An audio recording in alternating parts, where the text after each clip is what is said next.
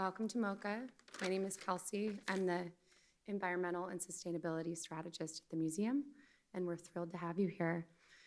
This program is part of MOCA Climate Conversations, which is an ongoing series of environmental programs at the museum, which are supported by the Manitou Fund and guided by the MOCA Environmental Council. And we're very lucky to have both co-founders of the council here today, Haley Mellin, who we'll be hearing from more, and David Johnson. This program was also organized with the artist Josh Kline in connection to his exhibition currently on view, Josh Kline, Climate Change. And I'd also like to thank Rebecca Lowery, the curator of that exhibition, for her support in this program. If you haven't had a chance to visit the show, your moment is now. This program was co-organized by Haley Mellin, who will also serve as our moderator. Dr. Haley Mellin is an artist focusing on painting and land conservation. She's also the founder and director of Art into Acres, an artist-run nonprofit dedicated to supporting permanent, large-scale land conservation on behalf of the arts community. The initiative was supported millions of acres of new permanent designation projects in the form of indigenous protected areas and national parks. She's a co-founder and co-chair of the MOCA Environmental Council, and she earned a PhD in visual culture and education from NYU Steinhardt and a Bachelor of Arts in Painting and Education from UC Berkeley.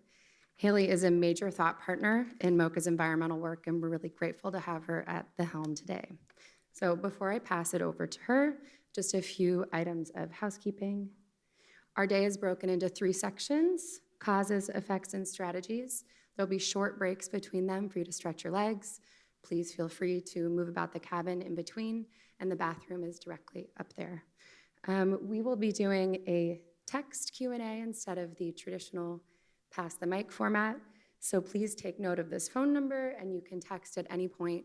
And don't worry, if you don't take note, it'll be on the screen many more times today. So without further ado, Haley.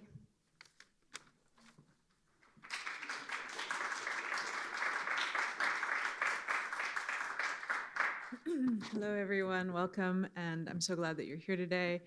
We're going to start our symposium with just like a deep breath in and a breath out. It's good to breathe. I'm so moved by what's about to unfold because this is the first climate symposium, really on climate change at a U.S. art museum. It's going to be covering 1800, hopefully to 2050. And you have some of the leading minds, hearts, and hands coming to speak to you. We're gonna have a total of 10 speakers today, and they are largely coming from the LA greater area, so also like local. We're working on focusing on local education and local speakers to reduce our carbon emissions impact. 5 years ago, I got a phone call from the then director of MOCA, Klaus Biesenbach, and he said, I think we really need to start an environmental justice council. He introduced me to David Johnson, who is a force of nature, who's sitting up there. David, could you wave? And what unfolded was the MOCA Environmental Council, which was the first environmental council for a US museum. Since then, and the mission was to support other museums in finding their own green teams, their own sustainability. Since then, now over 150 museums in the United States have their own unique forms of environmental stewardship. And we're very, very moved to see it unfold like this. This is my last event as co-chair of the council, so I'll be stepping down and making room for really significant local artists to come forward and take my place. And it has been quite a moving journey to start with things like solar, the first carbon emissions calculation for a US West Coast museum, bringing forward education thanks to David's work and the Manitou Fund, bringing forward the Schmidt Art and Environmental Prize, which is now a very significant financial and exhibition prize for a contemporary artist working in the space.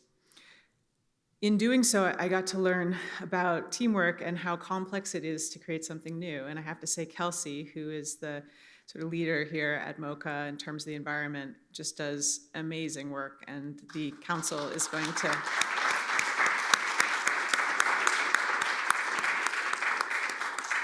be in good hands as she grows the space.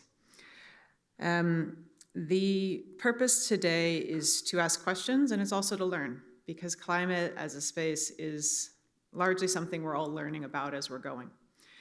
And ideally, you will be texting questions as we unfold today. We're going to keep it at a pretty rapid clip because we have a lot to cover. And as Josh has taught me in the past, make this a force multiplier. Please text your friends, bring them in. Let's have the day grow. The space today comes about as a sort of follow-up to a conversation that Josh and I unfolded at the Whitney Museum last year. He had a show there called American Century, and we did a series on mass displacement and climate refugees. This will be the second iteration of a symposium, and this really is on the history into present. Josh is an artist who I met 15 years ago, and his show that we are seeing here on climate change, also the first major presentation at a US museum on the subject, shows his ability to touch minds, hearts, and creative facilities at all different ages. It was curated by Rebecca Lowery, who just did a phenomenal job, and we want to give a round of applause to Rebecca.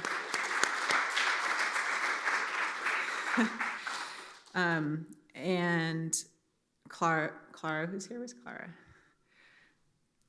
So deftly stewarded and supported us bringing this into realization.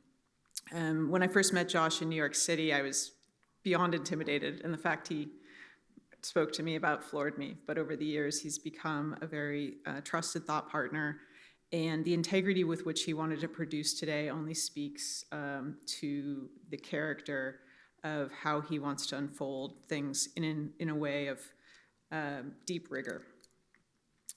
His exhibition was produced over the last 6 years, bringing together all of his work in total on the climate crisis. At its core, his practice is focused on working class issues that we'll see quite a bit throughout the different presentations today, and explores how our urgent social and political issues, climate change being one of them, how it impacts the people who make up the labor force. So really that original interest of the MOCA Environmental Council being about environmental justice is something that's coming full circle in today's presentation. We are going to start with a keynote with Ram, who we'll speak about in a minute, and then we will have a brief conversation, Josh, myself, and Ram, and then we will move into 2 series of 4 presentations that are going to be briefer. They're going to be about 7 minutes, one on a section on effects and one on sort of solutions in terms of carbon and climate change. Our keynote speaker today is one of the world's great climate leaders. Dr. Ramanathan discovered the greenhouse effect of chlorofluorocarbons, or CFCs, in 1975. He proposed the now accepted fact that non-CO2 gases contribute significantly to planetary warming. In 1980, he predicted that global warming would be detectable by 2000. He was verified by that by the IPCC in 2001, so very significant. In 2016, he predicted that the planetary warming will exceed the unprecedented warming of 1.5 degrees Celsius by 2030. His work has informed numerous global policies, including the formation of the United Nations Climate and Clean Air Coalition. He was a science advisor to Pope Francis' delegation to the Paris Climate Summit, and now he co-leads the Vatican Science Academy Initiative on Global Climate Resilience. He's going to be speaking now for about 20 minutes on the causes of climate change from 1800 to present. Ram, would you like to come join us? Please give him a warm round of applause.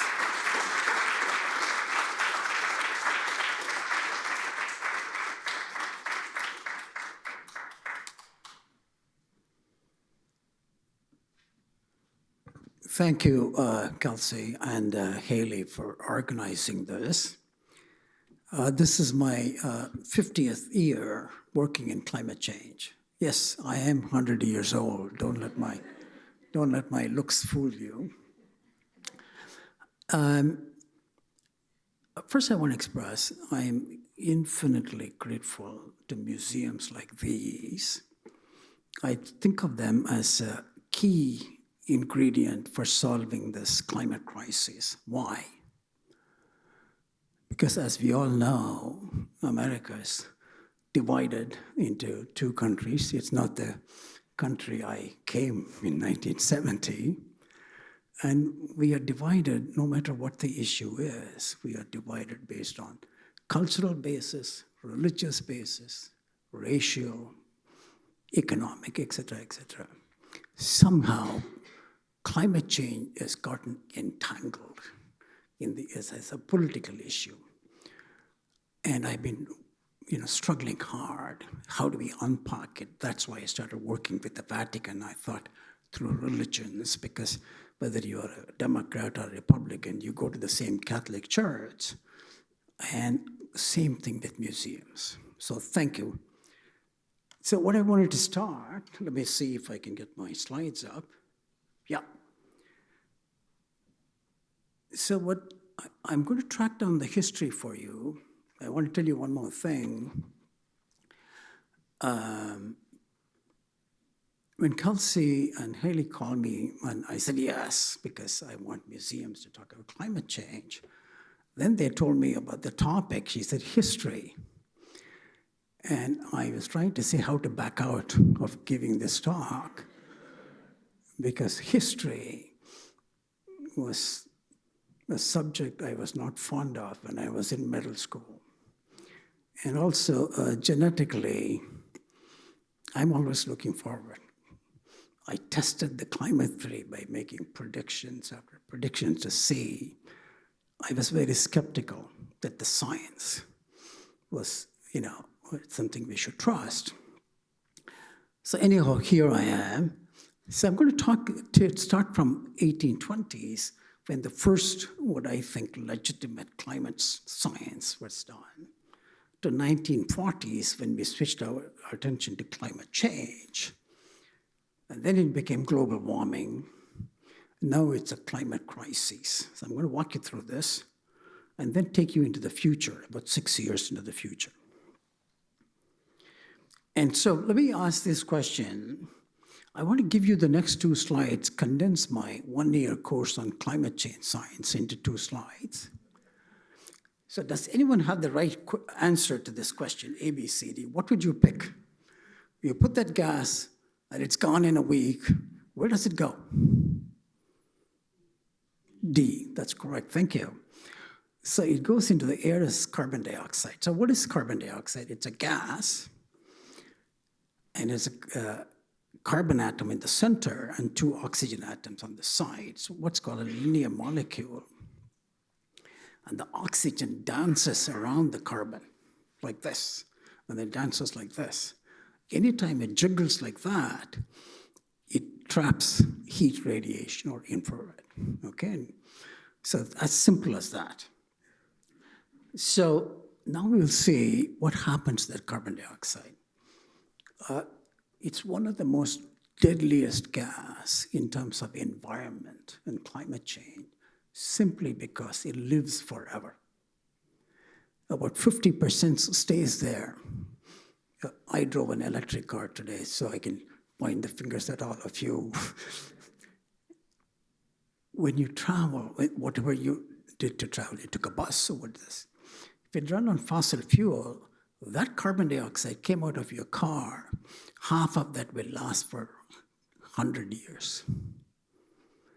About 1/4 of that will last for 1,000 years. That is the problem. It just doesn't go away, okay? So what does it do? The air carries it around. It's made into like a blanket, okay? And it accumulates, since the James Watt improved the steam engine, we have been burning a lot of fossil fuels. Do you know how thick that blanket is? 1,200 billion tons. Imagine that. Unfathomable weight is there. Sadly, our eyes cannot see gas. We can see particles. That's why we see clouds. Okay, drops, condense. We can't see gas. If only our eyes could see gas, the whole planet would be pitch dark. CO2 would have covered the thing. Okay? So, what does a blanket do on a cold? Why do you put a blanket on a cold winter night? It's not that the blanket is giving you any heat, it traps your body heat. See, the body loses the heat by radiating. We call it infrared radiation. I can call it heat. Okay, that's what the infrared camera is. This thing traps it. So that's why you're warm. That is exactly what. And you see, scientists call it greenhouse effect. I realized around 1980s it's a misnomer. So I had announced in a talk I gave at the University of Chicago that we should call it blanket effect. Unfortunately, only my wife has heard this. Nobody else has seen. They still call it greenhouse effect. It's a wrong term for a number of reasons, but I won't get into it. So that is the issue, okay? It's accumulating. Now the question is, why have we not been able to solve it? Okay, I'll show you the science of CO2 climate change got refined by 1960s. It went 64 years. Okay, why? Because it's the toughest problem, societal problem. See, emission anywhere is global heating everywhere. For example, let's do this. MOCA, after this conversation, goes to mayor of Los Angeles. I'll say we should stop emitting CO2. And then say we go to Governor Newsom and say California cannot emit. We bring our emissions zero, but if the rest of the world is still emitting, our emission reduction is going into nothing. We will still heat up with the rest of the planet, okay? It's like COVID. Infection anywhere is a pandemic everywhere. There, the infection is communicated through we traveling through aircraft and going all over the place. Here, the CO2 takes a free ride with the winds. So we are never, ever going to solve this problem by calling fellow Americans, oh, you're conservative, you're destroying. No. We got to bring everybody into the table. And we're not going to solve the problem by pointing fingers at China or India, say, oh, you guys are emitting. No. We all have to learn to work together, which we know it's very difficult for us, okay? And the other thing, climate justice issue, I heard in the introduction, where is that coming from? This is something I documented about 15 years ago. The poorest 3 billion contributed less than 10% of the emissions. Yeah, they are still running bullock carts, burning wood for cooking. So on the top 1 billion contributes to close to 40%, okay? And if you look at the top half of the planet, we are 8 billion. The upper 4 billion emits 90%. But the suffering is all done by the poor so far. That's going to change, okay? So that's the climate justice issue. So who am I? When I say who am I, I'm a human being, I'm a Homo sapien, but I'm a climate scientist, okay? And like I said, this is my 50th year. I spent 40 years studying climate from satellites. The one you see on the left-hand side is a satellite experiment I helped design when I was at NASA with 4 other engineers. We directly documented the thickness of the blanket with that. And then I wanted to get into the atmosphere and study what's going on. So we developed drones, long before anyone heard about drones. And we flew 3 simultaneously. First time it was done, even the military. I got a letter from the military. Tell us how you programmed to do that. I didn't do it. It was a private contractor who did it. Flew them identically and looked at the whole atmosphere like a CAT scan would do when you scan it. So we knew exactly what was going on, okay? Very little is known, which makes me sad. With climate change, science is dismissed as junk science, models. It is models, but it's data-driven, okay? So walking you through history, it was a remarkable mathematician, Fourier, French, Jean-Baptiste, and he was well known in mathematics. There is Fourier time series, Fourier transforms. He took time off from his work, spent about 6 months, and figured out all we had was the sun, the planet would be much colder. Okay? The sun is not enough to explain the temperature. For example, if there was no this blanket effect, the planet would be, Los Angeles would be about 15 degrees below freezing. Okay? So that's huge, the greenhouse effect is. For example, Mars has very little gases in its atmosphere, so it's very cold. So he said something else must be happening, okay? But he didn't know what it was. He speculated something that turned out to be not right, but he put that thought in your mind. There is something which is heating the planet, okay? And Tyndall, see, quantum mechanics was still not invented. The whole CO2, how it absorbs, traps radiation, is all quantum mechanics, and it was not discovered till 1900s. So Tyndall, a British scientist, physicist, measured it. Ingenious instrument he invented to measure it, and he said carbon dioxide traps radiation, okay? And they called it invisible radiation, like heat. When all of this was put in a first climate model was developed by Svante Arrhenius, Swedish scientist. He was well known in chemistry. Remember the Arrhenius rate equations? He was a provost at Stockholm. He took time off, 6 months, and developed a climate model. And to show the CO2 variations was the reason we have ice ages and warm climate. Okay? The climate fluctuates on its own. Unfortunately, the Swedish Academy, the slide bottom, my name is missing there, asked me at the 100th anniversary, 1997, Professor Ramanathan, can you review Arrhenius' work? And I found a sort of a serious mistake in what he did. He's considered the father of climate change science. I agree with that. And so I didn't want to be the carrier of bad news. So I buried his mistake in a 30-long paper in 2 paragraphs. So nobody has noticed it yet. So, but then Arrhenius didn't think about pollution. He thought about CO2 was fluctuating and causes the ice ages. Then came the British engineer. It's very interesting, all these. He was an engineer, calendar. He took time off 6 months and worked on this problem. So all of this was done on part-time. None of it was daytime job for any of them. He said, oh, the fossil fuel combustion is increasing CO2. At that time, the climate was warming. So he linked it to that. So that was our first suggestion of CO2 and climate change, okay?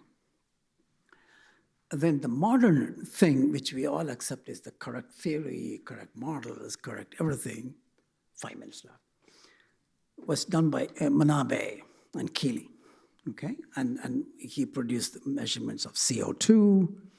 I think I'm a lot slower. I got only 5 minutes left, so I'm going to race through some of it. So where was I in these 1950s? This is my grandfather's village, deep South India. I spent sitting on, that's not me.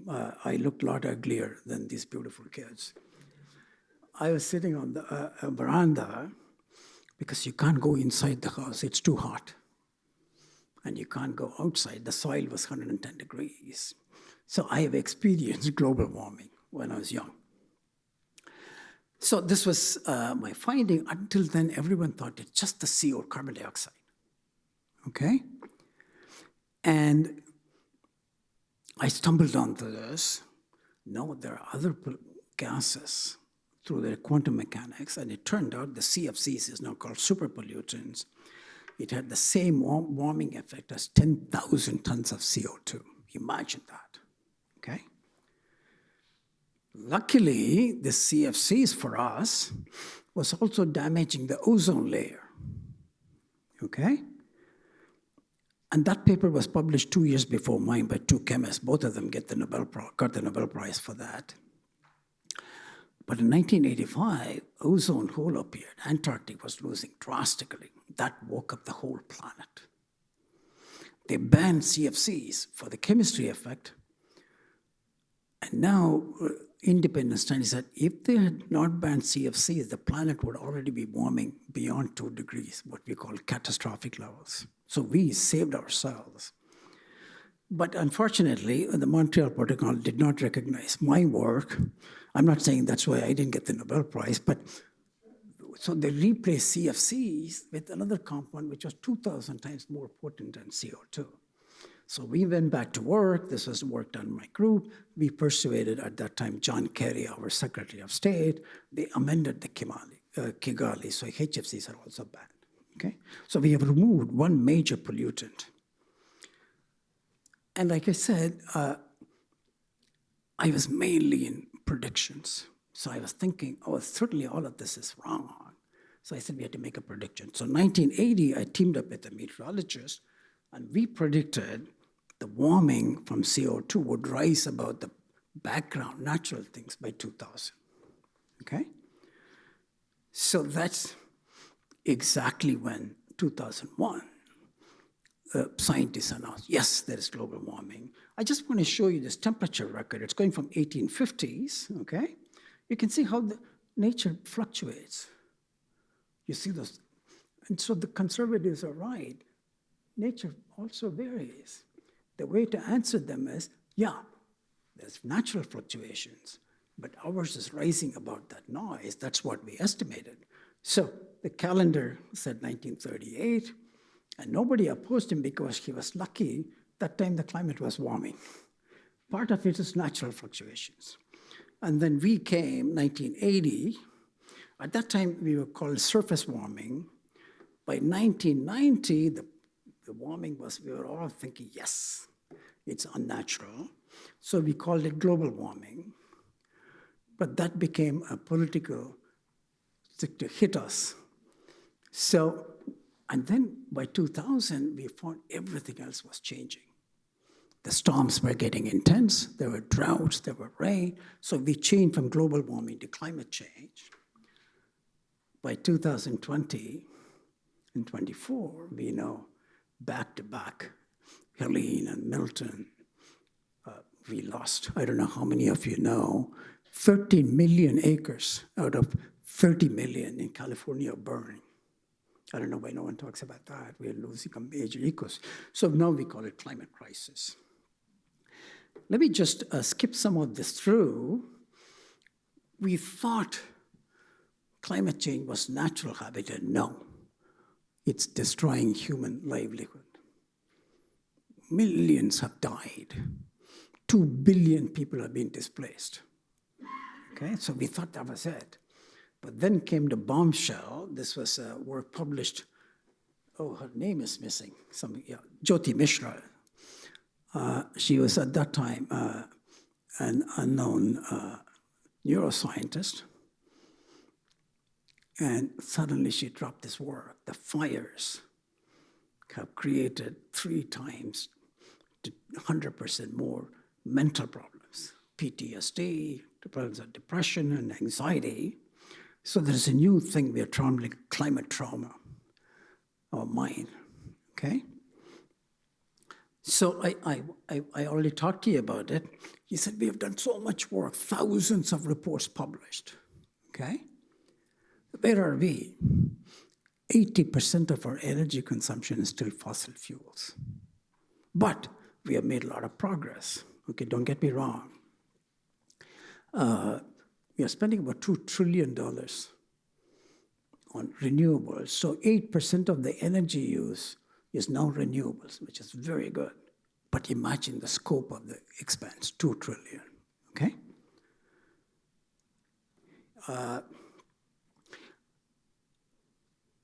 What we predicted, I predicted 9 years ago, in 7 years, by 2030, the planet would reach 1.5 degrees. At that time, the UN said it won't happen until 2045. Now they have revised. They agree with my predictions. What I'm predicting is that will be the Antarctic ozone moment for climate change, okay? On the one hand, climate crisis will move into everyone's home. 6 years from now, I think I'll be only 106 then, I'll be alive. And I want you to write to me, your prediction was right or wrong. I'm hoping I'm wrong. What I'm saying is that each one of us will know someone who has suffered. See, right now it's happening in Florida. It's happening in Kenya. It's far away.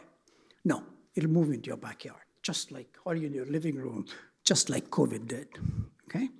But I'm thinking that'll be the singular moment for rapid climate actions. We will all, the fear of God would be in all our hearts, just like Antarctica goes on hold. I want to just skip through. I'm going to miss the interesting part with my interaction with Pope Francis. Sorry?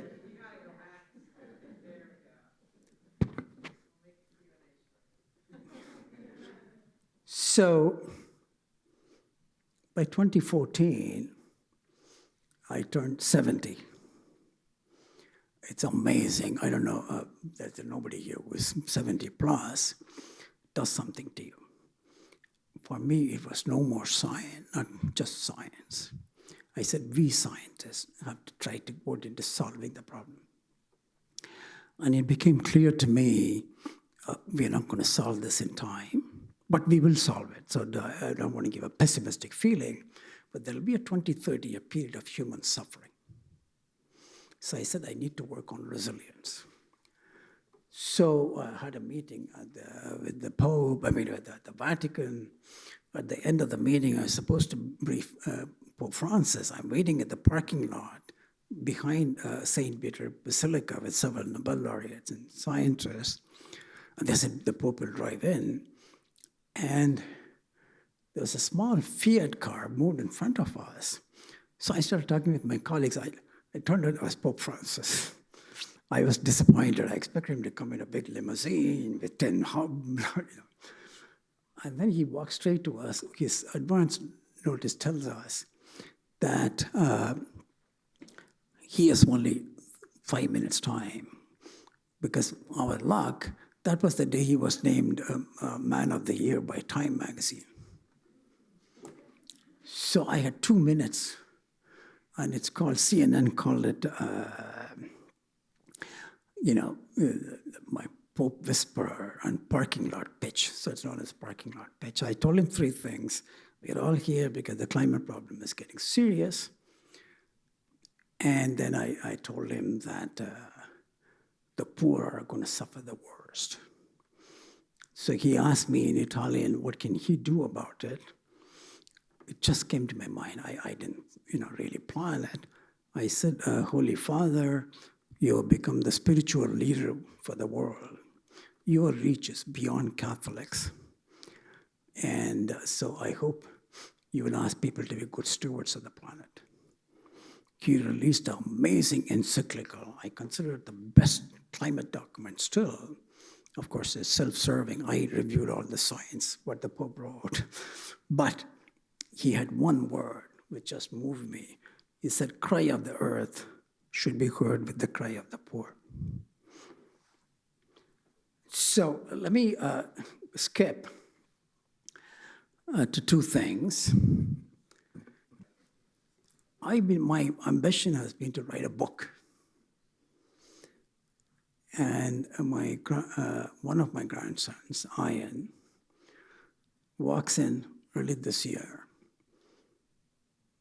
with a smile. He wrote a book and published it. He beat me to the chase. And I developed a climate course for all 10 campuses of the UC. It's called Bending the Curve. It's being taught. But I announced the slogan as we'll reach 1 million climate warriors. And after about 6 years, do you know how many I've made into climate warriors? About only 1,000 have taken that course. I'm missing 3 zeros.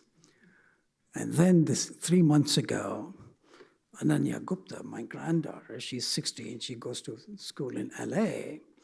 She walks in with, she has converted that course into a high school for high school. She's going to pilot it at Geffen. But the LA school district is going to try to teach this course in all of LA County. I'll finally get million climate warriors, but I can't take any credit. She does. So I want to leave with this. Can I just take 1 minute and conclude this? Remember my title, I said way forward, okay? So in the Vatican, we held a summit this 6 months ago. And our governor came, several governors and mayors from around the world. Mayor of Paris, mayor of London, Governor Haley, she's my hero from Massachusetts. And we all signed and we came up with this idea, MAST. So that's why you see that MAST there, that we have to mitigate, to reduce the risk. Don't get me wrong, when I say resilience, it'll become tough people. No. When it reaches 2 to 2.5, almost all of us agree, it would pose catastrophic risks to everyone, the rich, the not so rich, the poor. We're all going down that cliff. But the poor will go down first. Hopefully they'll soften it when we fall down that cliff. But whether it's a 50-foot cliff or 300-feet cliff, we don't know. That's the issue, uncertainty. So we need to adapt, figure out how to adapt. We saw what's happening in Florida. FEMA ran out of money within 2 hurricanes, okay? It's a huge cost. 90% of the money spent goes to mitigation, cutting down. It has, but we have to find new source of money. Only 5% goes into adaptation. Our adaptation is simply reacting. Remember, I learned from my therapist, don't react to what your wife says, respond. Think about it.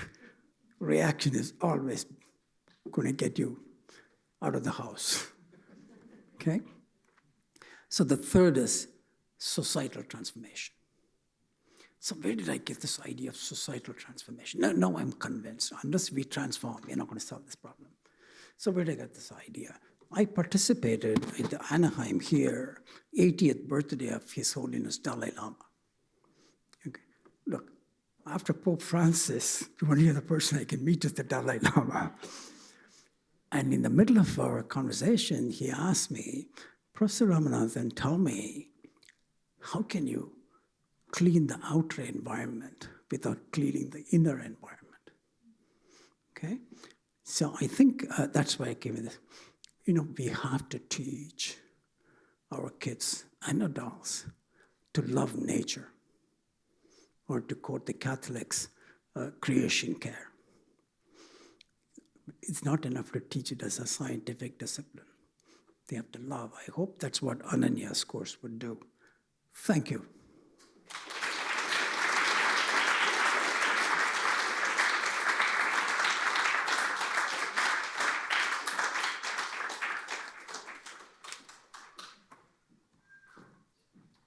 Thank you, Ram.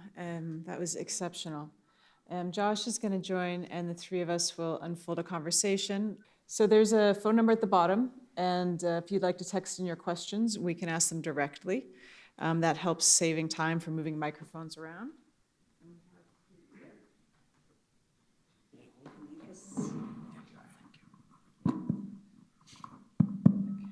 Hi, there we are.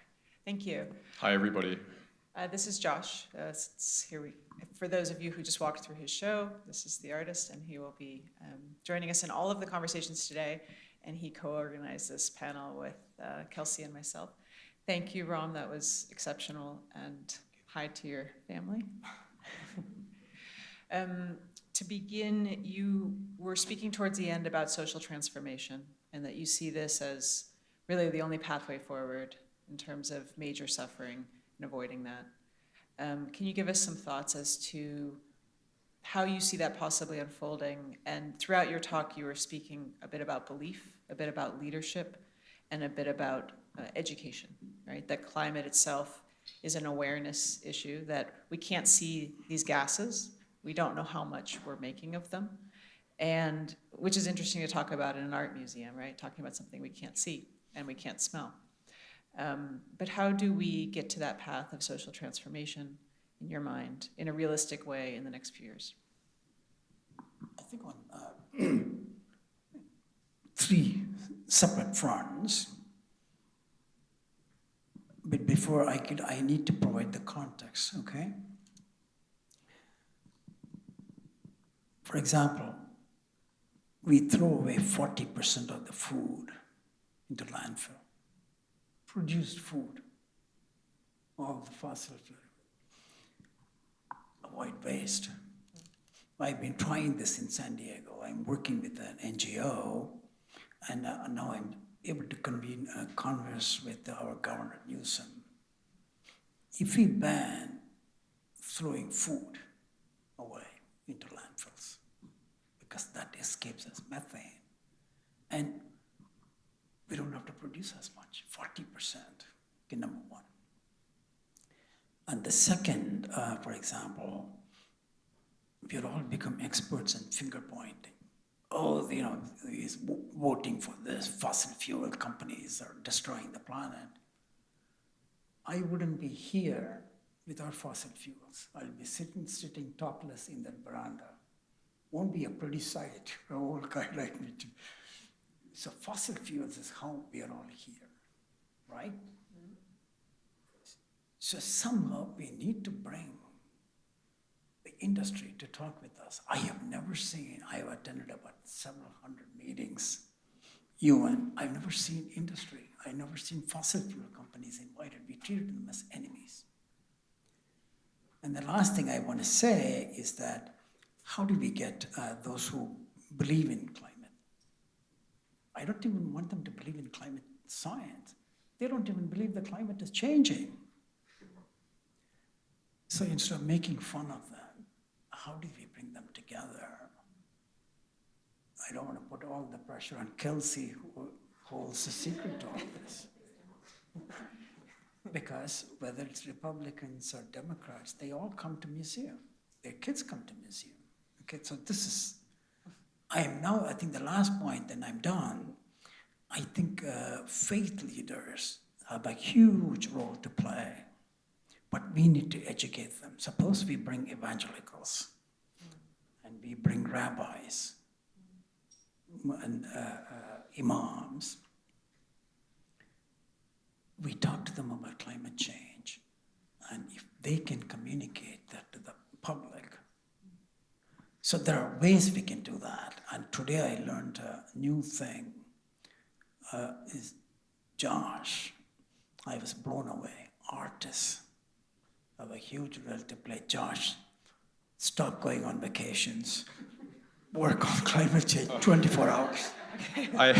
It's funny, I do work all the time. But I wanted to jump in and agree, because I actually think this is a place where artists and filmmakers do have a potential role to play, because I think scientists and, well, politicians have not done a great job at communicating about what is going on and what's coming and how it impacts our lives. But I think that, you know, artists and people who work in media, this is a place where we can contribute by helping people to understand emotionally what's happening and what it means for our own lives. And I think that I wanted to also ask you about something else that you were talking about, because I think it is important for people to understand what this will mean in our lives. You know, when you were talking about 2030 as a kind of tipping point, and that, you know, we're all going to come up to the cliff's edge and start feeling it in our lives, I wanted to ask you about specifics. Like, what do you see actually happening by 2030? Like, what are the events? What are the conditions that are going to make this impossible to ignore, if that is even possible by 2030? Thank you, Josh. That's the part I unfortunately skipped. You ask why these hurricanes are intense. Climate change is not making the hurricanes, but it's making them intense, okay? Why? This is something I showed in 1980s. As the planet warms, water vapor is increasing. Water is the most powerful greenhouse gas. Without water, we would be frozen. So we need that. But when you heat something, When you heat a pan of water, where does that water go? It disappears. It becomes vapor. It takes that energy and then releases it. So that's why storms are getting intensified, okay? So what I'm thinking is going back to Dr. Jyoti Mishra's work, we'll all be suffering some mental stress. How can you see a neighbor's house burning and not think it's going to happen to you, right?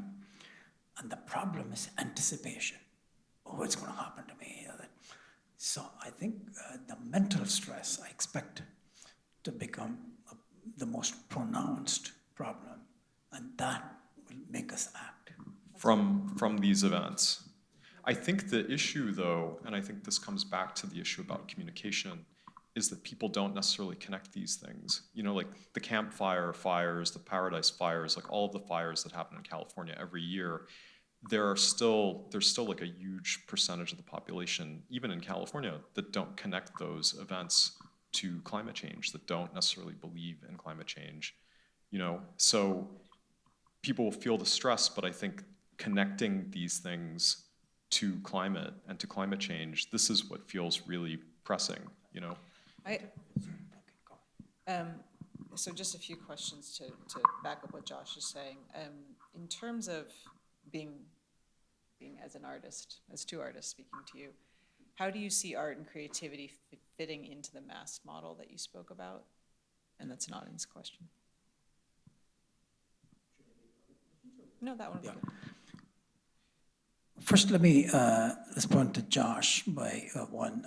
I said, remember, the poor are hurting, but all of us will hurt. How?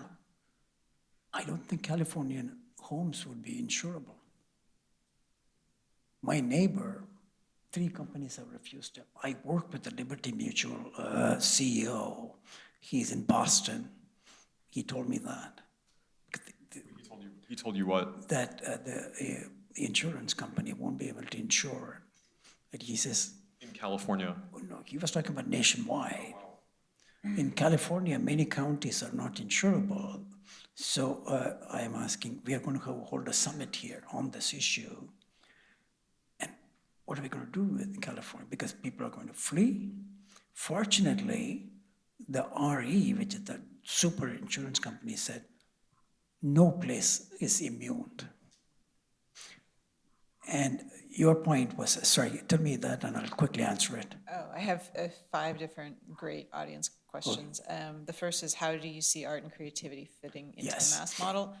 And how do you see the art world, art museums, artists' role as a climate solution? Or what could it be, since we're at MOCA? I think, Haley, the key thing is, how do we feel it deep inside?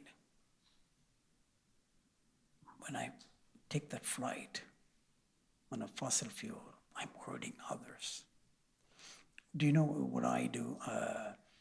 Well, of course, I'm old, it's easy to do, not for all of you, is that whenever I step on a plane, I'm thinking, how many women in India and Kenya, I'm throwing them out of the house. I spent time in villages. One village, huge drought. So the men are taken away to the cities to work, and they forget. And the women are forced to send their daughters into all kinds of things. So every time I think about that, so we need to personalize it. I think art is the way, we can personalize. Oh my God, this is what I'm doing. Because I think inherently all of us are good people. We don't want to hurt others. We don't know we are hurting others.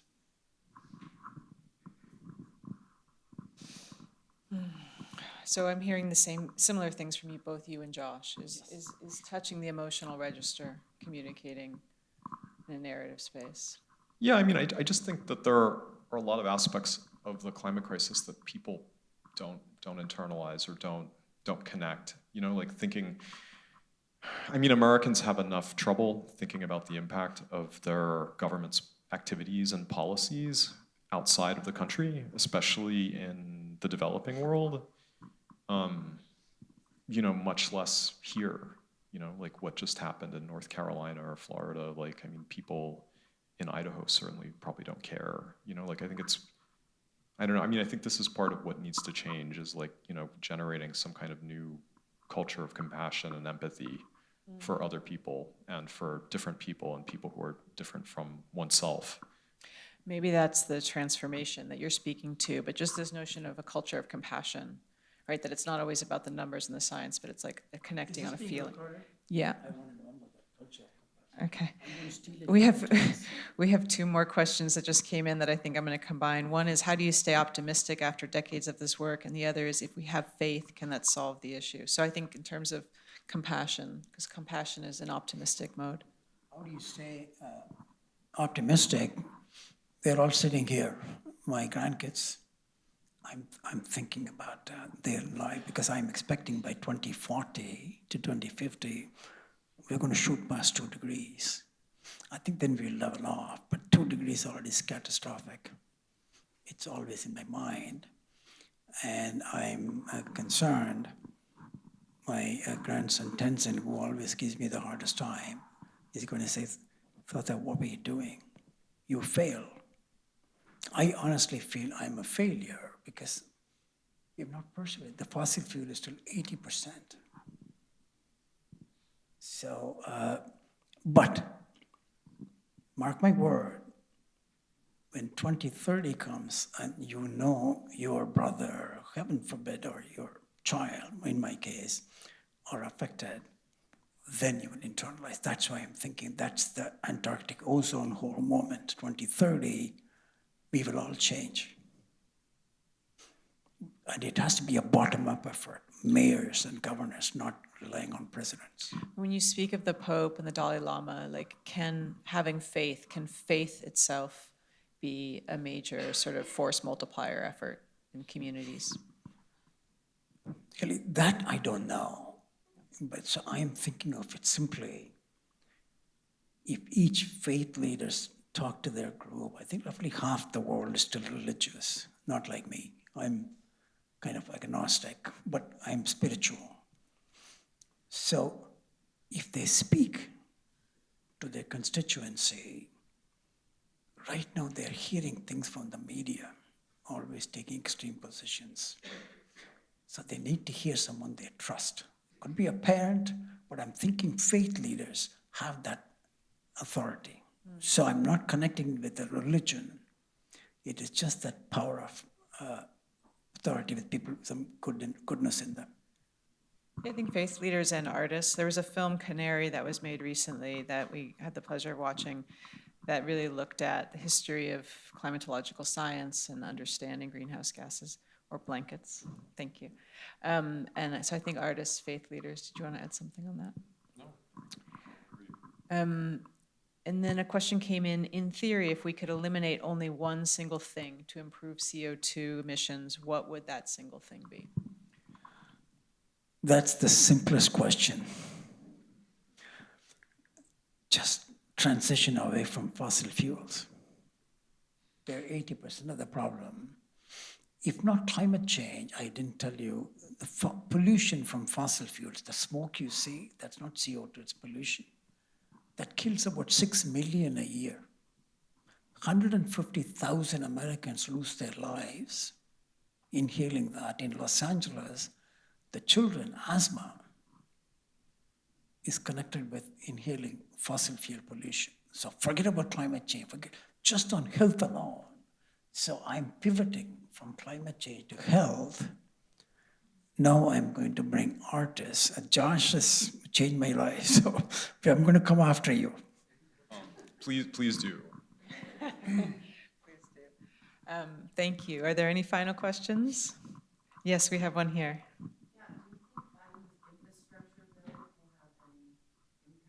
Do you think Biden's infrastructure bill will have any impact? Huge, immeasurably huge.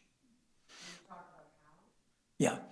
First, you see, one flawed fundamental mistake the policymakers made is that when I said, get rid of fossil fuels, How about the millions of fossil fuel workers benefited us? We never talked about how to relocate them. This energy bill has money for that. And the second is, a lot of the battery plants, production of renewables, are located in the so-called red states. So they get to see personally. And the third thing is they are realizing solar is cheaper. I have solar in my house, 100%.